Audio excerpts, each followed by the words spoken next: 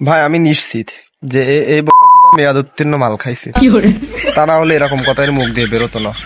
আমি অবশ্যই বলতে চাই যে শাকিব খানের থেকে প্রিন্স মামুনের জনপ্রিয়তা এখন সব থেকে বেশি। আপনি কি কিছু খান?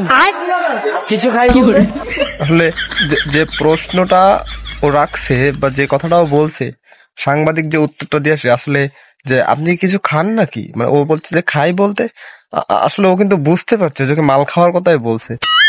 কতটা বোকা মানুষ হলে যে ওইভাবে বলতে পারে যে সাকিবের থেকে নাকি প্রিন্স মামুন মানে টোকার জনপ্রিয়তা বেশি। আমার মনে হয় যে বাংলাদেশের ভিতর প্রিন্স মামুন ও লায়লা সব থেকে দুই নির্লজ্জ ব্যক্তি। কারণ সে নিত্য নতুন এক একটা ঝামেলা করবে, এক একটা জিনিস পাকাবে। এই যে লাইলারে কোনোদিন মাইরা মুইরা ভস্কায় ফেলবে, আবার দেখা গেল 2 দিন পরে ঠিক আবার আজকে এই করছে, আজকে ওর এইখানে যাবে না। মানে এদের কি মাথায় ব্রেন আছে? আমার মাঝে মাঝে বুঝে আসে না। এদের মাথায় যদি প্রকৃত অর্থে ব্রেন থাকতো তাহলে এরা এই পাগলামিটা করতো না। সেই সাথে এই লাইলারও বলতে হয়, তুই শালি বুইড়া বেডি, তুই একটা 40-45 বছরের টাকলা খুঁজে নিবি, তা না একটা দুধের বাচ্চারে তুই বিয়ে করে সংসার করতে। আসলে ওকে আদৌ বিয়ে করছে কিনা, কাগজপত্র আছে কিনা এটা আমার জানার নাই। এটা সাংবাদিক ভাইরা পারলে খুঁজে বের করবে।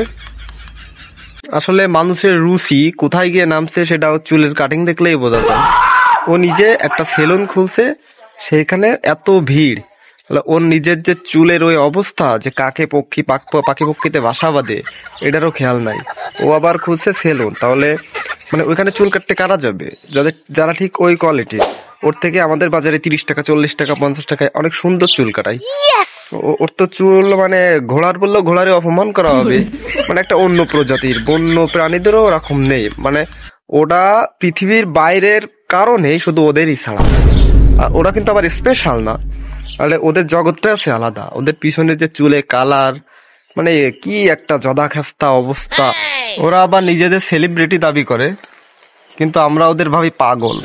আরে ভাই, যেহেতু তোদের টিকটক থেকে একটা পরিচিত আছে, তো তোরা ভালো কাজ কর, দেশের জন্য, দেশের মানুষের জন্য কিছু টিপস দে, যে মানে সবাইকে ইন্সপিরেশন করো যে আসলে কিভাবে সফলতা পাওয়া যায়, সফল হওয়া যায়। কিন্তু তুমি যেগুলো করতেছো এগুলো যে একটা টোকাই মার্কা ছেলে পোলারাও করে না। আমরা টোকাই কাদের বলি? যাদের জন্মে মানে তারা জানে না যে তাদের বাপ মা কোথায়, এরকম কিছু টাইপের। আসলে তাদের কোনো দোষ না। তো আমরা এদেরকে টোকাই বলে, এটা আমাদেরই অন্যায়। ওদেরকে টোকাই বলা না, ওদেরকে বরং যে কোনো একটা ভালো পরিবেশের সাথে মানিয়ে নিতে হবে ওদেরকে। কিন্তু মানে ওদের চলন বলন না শেখার কারণে ওই রকম। কিন্তু তুমি তো একটা যেহেতু ফ্যামিলির পোলা, স্ট্যাটাস হয়তো আছে কিনা জানি না, কি তোমার আম্মুর কাছ থেকে টাকা নিয়ে বড় লোক হয়েছে কিনা এটাও জানি না। তো তোমার তো একটা পার্সোনালিটি, পরিবার আছে, তো তারা কি তোমার এটা শিখাইছে? মানে চুলের কাটিং, চলার স্টাইল, এগুলো কি রে ভাই? তোরা কি দেশের মানুষের লগে কি তামাশা শুরু করলি? আমাদেরকে একটু ভাই বাঁচতে দিবি? তোদের বিষয়ে আর কোনো কথা বলার নাই। আসলে তোদের সাপোর্টার যারা, তারাও টোকায়, তোরা নিজেরাও টোকায়, তোদের ফ্যামিলিও টোকায়, তোদের মানে ভিডিওতে যারা লাভ রিয়েক্ট দেয় এরাও টোকাই।